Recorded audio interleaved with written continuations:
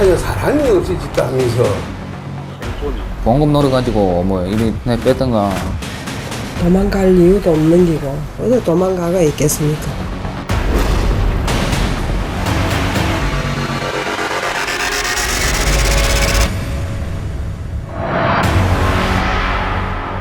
남해고속도로 24번 나들목. 폭우가 쏟아지던 지난 5월 27일 저녁 3차선을 달리던 BMW가 갑자기 핸들을 꺾었습니다.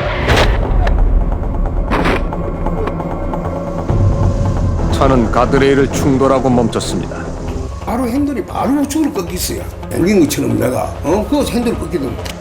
그리고 얼마 뒤 이 자그만 차가 내 받친 위치 정도 오더만 중앙선은 분리대를 받아버리더라니까요. 이상하더라니까요. 연이어 같은 지점에서 벌어진 석연치 않은 교통사고. 하지만 더 놀라운 일은 따로 있었습니다. 모닝차에 사람이 없어졌다면서 그런 이야기를 또 하는 거예요. 뒤이어 사고난 모닝 차량의 운전자가 사라진 겁니다. 차 안에 신발, 휴대폰, 가방 그대로 다 짐은 다 있었어요. 몸만 빠져나와서 우산까지 다 있었어요. 아버님 연락처를 제가 확인을 해가지고 연락을 하니까 또 연락 온 것도 없고 집에 귀가하지도 않았다고 했습니다. 위지트라는 이야기인데 그 도로가 보통 도로가 아니고 그 펜도 사산선 아닙니까? 예. 사산선이 웬만큼 그 보통 100 이상씩 달리는 도로거든요. 도로가. 차들이 질주하는 고속도로 1차선. 충돌사고 직후 성치 않은 몸을 이끌고 모닝 운전자는 호련히 자취를 감춘 겁니다. 실종된 운전자는 55살의 강임숙 씨입니다. 누군가가 봤다, 뭐 살아있다, 전화가 왔다, 뭐 먹물로 납치됐다 이러면 솔직히 생사를 안다면 지금 아무것도 모르니까 더 미치겠는 거죠. 아이고 이 어디가가 있는 거 좀 제발 좀 찾아줘 있어. 제발 좀 찾아줘 있어. 어디가가 있는 거. 그날 저녁 남해고속도로 24번 나들목에선 무슨 일이 있었던 걸까? 강 씨는 대체 어디로, 왜 사라진 걸까? 사고 추정 시각 2분 전입니다. 강 씨의 모닝 차량이 진주 1터널을 통과합니다. 모닝 차량이 그 사고 현장을 지나던 바로 그 순간 갑자기 핸들 꺾고 이리 들어가더라고 차가. 뒤에 따라갈 때는 여기 장애물이 있었나 이리 생각했거든. 도로는 깨끗하더라고. 그리고 8분쯤 뒤에 견인차가 현장에 도착했을 때 운전석은 비어 있었다고 합니다. 확인하니까 운전자가 없었죠. 확실하게 없었죠. 있었으면 저희들 확인을 했죠. 스스로 자취를 감춘 걸까? 사고 지점은 나들목 근처라 고속도로 위를 벗어나기만 하면 인접한 지역으로 빠져나가긴 비교적 수월해 보입니다. 도로와 건물 곳곳에 설치된 CCTV에 어쩌면 그날 밤 그녀의 모습이 담겨 있을지도 모릅니다. 경찰분들이 와서 봤거든요. 안 나오더라고요. 흔적이 엄청 있어요. 이 실종 현상을 본 사람이 지금 전혀 나타나고 있지 않습니다. 그런데 당시 사고 현장에서 누군가를 봤다는 사람이 있습니다. 119입니다. 네, 여보세요. 창원에서 진주 방향으로 가는 문산 휴게소 앞인데요. 여기 교통사고가 발생했는데 지금 중요한 건 저기 운전자인지 조수석에 있는 사람인지 지금 제일 위로 떨어져 있거든요. 사고난 모닝 차량 근처에서 쓰러져 있는 사람을 봤다는 겁니다. 네, 2차선에 역방향으로 누워 계셨고요. 의식이 있었어요. 제 차량이 이렇게 불빛이 보이는 걸 보고 팔을 이렇게 드는 것까지 봤거든요. 이렇게 머리 모양의 아줌마들이 많이 하는 그 빠마라서 차는 1차선에 있고 사람이 2차선에 있었어요. 중간쪽에 있었어요. 목격자는 또 있었습니다. 이 차로에 사람이 일직선으로 누운 것 같아. 기분에 딱 사람 건너기라 차가 오니까 이제 피해락 도는가 몰라도 공글더라고. 사람이 빨리는 모르고 딱 두 바퀴 넘더라고.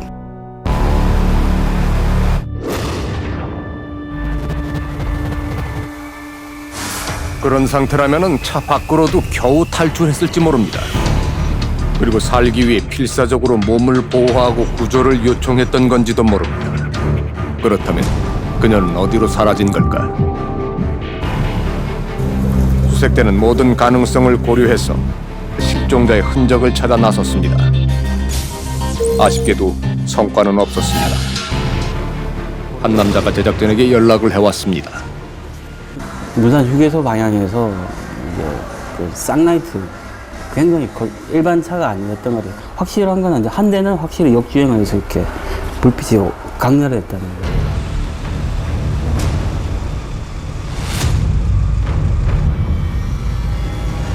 견인차가 앞에서 불을 라이딱 켜고 밖으로 들어오는 거예요. 내 차 앞쪽에서 한 대가 무진으로 들어오지. 그럼 뒤에 차가 또 오고.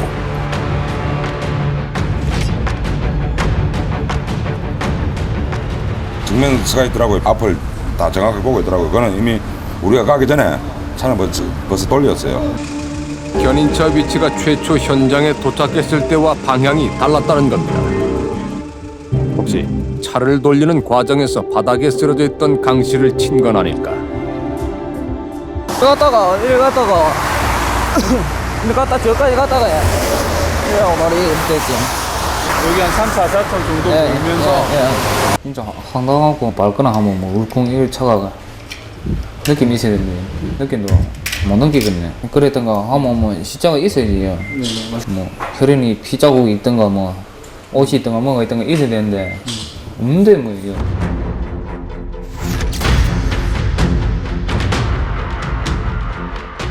그날 강 씨가 실종되던 시각 사고 현장에 있던 또 다른 사람들이 있습니다. 바로 불과 2분 전 먼저 사고가 나 갓길에 피신해 있던 BMW 차량의 서씨 부부입니다.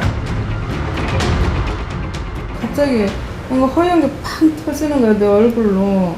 에어백이네. 내렸는데 신발 신고 가방 들고 우산 들고 그리고 나서부터는 기억이 없어요. 가드레일 넘어가신 기억은 없어요. 없고 전혀 없어요. 차에서 빨리 벗어나야겠다는 생각에 소지품을 챙기던 것까지만 생각날 뿐 자신이 어떻게 가드레일을 넘었는지는 기억이 없다는 겁니다. 사고 당시 부인의 상태는 어땠을까? 흉부나 복부 전반적으로 골반까지 해서 왼쪽으로 굉장히 심한 충격이 가해졌다는 거는 분명한 것 같고 굉장히 통증이 심했을 것 같고요. 저 정도 손상이면 차 안에서 걸어 나오기 쉽지는 않았을 거예요. 사고 현장을 직접 확인한 교통사고 분석 전문가는 동승자 스스로 이 가드레일을 넘었다기보다 어떤 힘에 의해 움직여졌을 가능성이 더 높다고 분석합니다. 제가 보기에는 여기서 낙상해갖고 발생됐다라고 보다는 충격을 받아서 이쪽으로 날아올 가능성으로 보면 더 높다고 볼 수 있어요.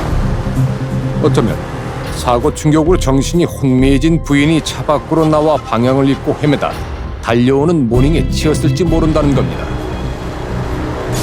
경찰은 차량 파손 부위 중 정면 유리에 주목했습니다. 자동차는 범퍼가 있기 때문에 중앙 분리대에 부딪혔다고 해서 전면 유리가 깨지진 않는다는 겁니다. 그리고 무엇보다 깨진 유리 사이에는 10여 가닥의 머리카락이 박혀 있었습니다.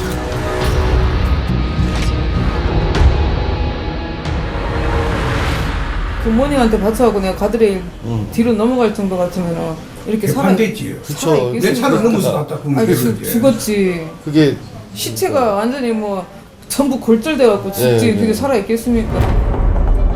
경찰은 부인이 모닝 차량이 치이자 남편인 서 씨가 운전자 강 씨를 해코지한 뒤에 유기했을 가능성을 확인하기 위해 차량을 압수수색했습니다. 얘는 끝까지 그 현장에 있었는데 언제 그 시체를 차에 내 차도 그 현장에 있었고 엠브란 타고 떠날 때까지 내 차가 그 현장에 있었는데 그는 강 씨 차량에서 부인의 머리카락이 발견된 건 조작이라고 주장합니다. 그 머리카락이 이미 조작된 거라고.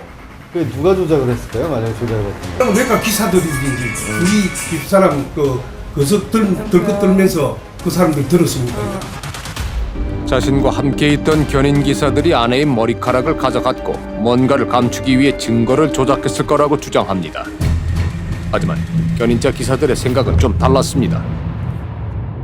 도망은 한 60% 이상 뭐 보고 있지 않잖아. 보험금 노려가지고 뭐 이리 했을 가능성도 있고요. 보통의 사람 같은 갓길로 빠진다고요. 사고가 나면. 네. 근데 차는 1차로에서 가시다. 겁이 나서.